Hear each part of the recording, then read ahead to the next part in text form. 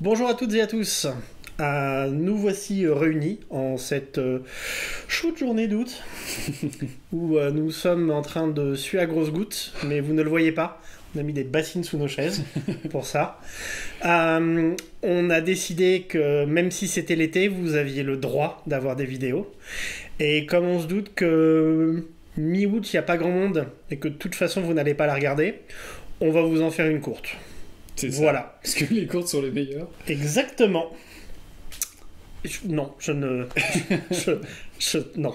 Voilà. Si. Ah, la canicule nous atteint. La canicule nous atteint. Donc Laurent va faire sans filet, sans répétition, Aucune. une vidéo en impro total, Ah, j'ai pas relu le truc, je le fais de mais mémoire. sur un jeu qu'il connaît. C'est ça. Alors, j'aurais aimé vous faire du 13e âge, mais comme Franck l'a dit, en plein mois d'août, personne va regarder et ma vidéo va passer à la trappe, et je veux qu'elle soit importante. Exactement. On a remarqué aussi que quand on a fait Faces de James Tornade, bon, on s'en est pas pris plein la gueule à propos de Savage World, non, mais bon, on a un peu critiqué Savage World, sauf que les gens ont oublié qu'on avait lu plein de trucs de Savage World et qu'il y avait beaucoup de choses qu'on aimait, et je vais vous faire un mini-univers de Savage World Ouais, que moi j'adore.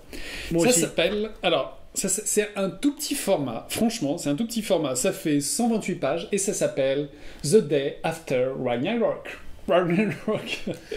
Bon, bref, The Day After Ragnarok, voilà, de Kenneth Haidt, et c'est un petit univers. Alors, je dis Savage World, mais il y a aussi une version pour Fate et une version pour Hero Games. Moi, j'ai celle de Savage World. Sachez que c'est un jeu qui comporte, en fait, plusieurs genres que j'aime énormément. C'est-à-dire que c'est un jeu de pulp, post-apo, sword and sorcery, de guerre et d'espionnage. Voilà. Voilà, à peu près. L'auteur l'a décrit comme Conan 1948. C'est complètement ça. Alors, comment est-ce qu'il a réussi à faire ça? Comment est-ce qu'il a réussi à tenir ça sur aussi peu de pages? Il faut savoir qu'en fait, le background, j'ai envie de vous dire, est simple, mais pas vraiment. On est en pleine guerre mondiale, Seconde Guerre mondiale, et tout simplement, l'Allemagne nazie, Hitler, décide en fait d'user un peu de magie noire et d'invoquer en fait le serpent en fait des légendes nordiques, en fait ce serpent qui tourne autour d'Yggdrasil, si je me trompe pas, quoi, et qui est censé en fait, qui est un serpent gigantesque. Je vais pas citer son nom parce que j'oublie à chaque fois. C'est... Bref, le serpent, yeah. voilà, et qui en fait est aussi annonciateur de la fin du monde en fait des Nordiques, des Vikings, Ragnarok. Donc le serpent apparaît vraiment. Et là, en fait, ni une ni deux, les États-Unis envoient un bombardier avec la bombe atomique qu'ils avaient quand même prévue pour Hiroshima et Nagasaki. Et en fait, l'équipage du bombardier décide de se sacrifier et fonce droit vers le serpent, droit vers son œil. D'ailleurs, je vais vous montrer une petite illustration en fait qui montre bien en fait l'espèce d'étrangeté, de violence en fait de ce début de background. Et ça fonce vers le serpent. Et explosion atomique, la tête du serpent en fait éclate, le serpent meurt, et en fait il s'écroule sur la surface de la Terre, comme il fait toute la Terre, et voilà, il s'écroule partout, et là en fait entre son sang venimeux qui se répand un petit peu partout et qui détruit en fait énormément de pays, entre les raz-de-marée provoqués par son corps ou quand ça retombe en fait sur des pays, vous avez tout d'un coup un changement mais radical en fait du monde d'après-guerre. C'est le monde qu'on peut dire. C'est loin de voilà. Alors et du coup la carte du monde en est bouleversée, mais aussi les puissances politiques de l'époque en sont complètement changées. Donc la moitié des États-Unis en fait s'est vu une pluie en fait de sang comme ça du serpent arriver dessus, et ça a brûlé beaucoup de terre, et donc du coup les États-Unis sont complètement morcelés, et c'est presque devenu une terre dangereuse, aride. C'est presque le côté Conan et presque un peu Dark Sun en fait se retrouve autour des États-Unis. L'Europe a été vachement touchée aussi, l'Afrique aussi, les îles je vous en parle pas.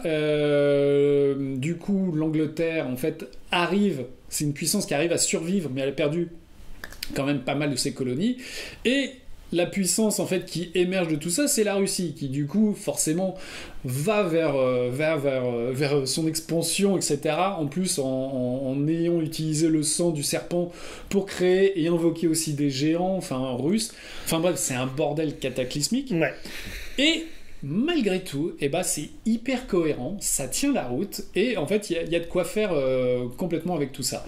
Alors, comment faire avec tout ça ? C'est-à-dire que c'est très simple. Enfin, c'est très simple.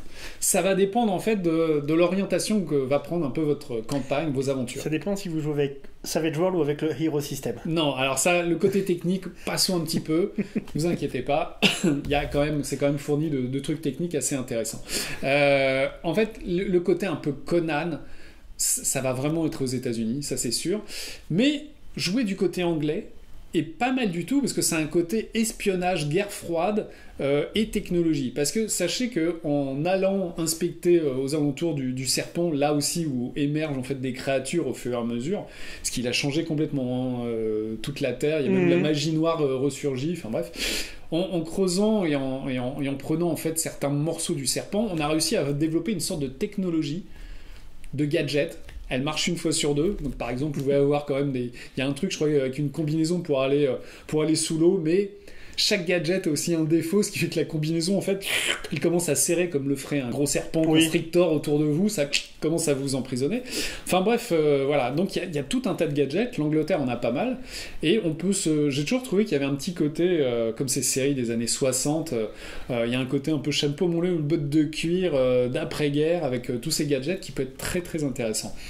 Donc c'est vraiment un univers qui part vers je ne sais pas combien de directions, et d'ailleurs je pense que c'est aussi un peu son défaut, parce que c'est en peu de pages, c'est assez vaste, et j'avoue que l'auteur a une façon d'écrire, d'aller au plus simple, pour en quelques phrases en fait vous apporter quelque chose de très imagé en fait qui va booster votre imagination, et en fait ils se permettent de faire un tour du monde, pays par pays. Et en fait, justement, après ce cataclysme, qui tient sur quelques pages, mais qui est hyper évocateur, vous allez avoir un nombre incalculable de PNJ, aussi bien bons comme méchants, et parfois un peu entre les deux. Très intéressant, parce qu'il y a aussi beaucoup d'espionnage à faire, forcément. Oui. Là, je veux dire, ils ont même... Alors, il y a eu très peu de suivi, mais je sais qu'il y a un petit supplément PDF qui est Téhéran, nid d'espions. Donc ça dit tout, vous avez toutes les factions en fait qui sont là. Et si vous connaissez le vieux film Casablanca, vraiment, on est en plein dedans, quoi. Vous pouvez jouer aussi parmi les Russes, vous pouvez jouer dans les îles, vous pouvez jouer en Europe. Enfin bref, il y a de quoi faire. Il y a de quoi faire en fait. Il y a un côté Doc Savage, il y a un côté post-apo, enfin c'est complètement dingue. Et c'est surtout super bien décrit. L'auteur se permet même de rajouter du matos, des pouvoirs, des gadgets, et ça finit aussi par tout un tas, parce qu'il sait que c'est assez vaste, ça finit par tout un tas d'idées, de scénarios, de campagnes. Il y a même un générateur en fait de scénarios et de campagnes. Bref. En 120 pages, pour moi, ça frôle le génie. Et avec une jolie mise en page super claire. Ah oui, c'est hyper clair. C'est vraiment bien à lire. C'est vraiment très étonnant.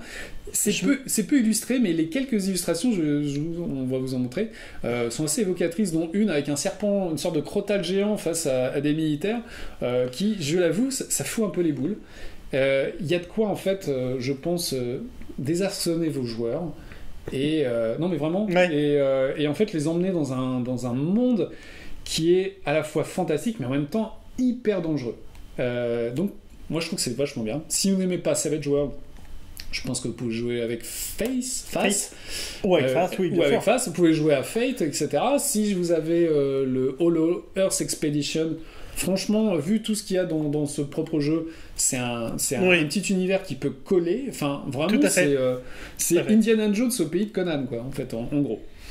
Voilà, j'ai fait une vidéo sans filet, sans trop bafouiller. J'ai pas trop parlé de 13e âge, et c'est bien dommage, je trouve. Ouais.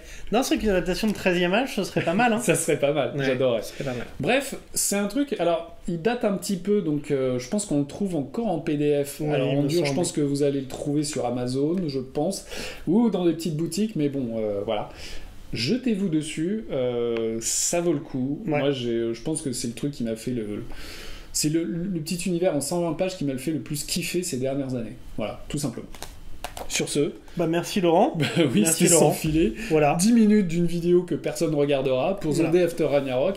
Et je trouve que pour un été en 2020 où tout va mal, parler d'un jour qui se passe après l'apocalypse, je trouve que c'est pas mal du tout. C'est pas mal du tout. Il faut se préparer. Il faut se préparer complètement. Voilà, j'espère que ça vous plaira. J'aimerais bien avoir des petits retours sur les gens qui connaissent, ça serait assez intéressant. Et je ne sais pas quoi rajouter de plus, à part que notre vidéo fait 10 minutes 36, maintenant 38, et que c'est la plus courte du monde. Laurent, respire.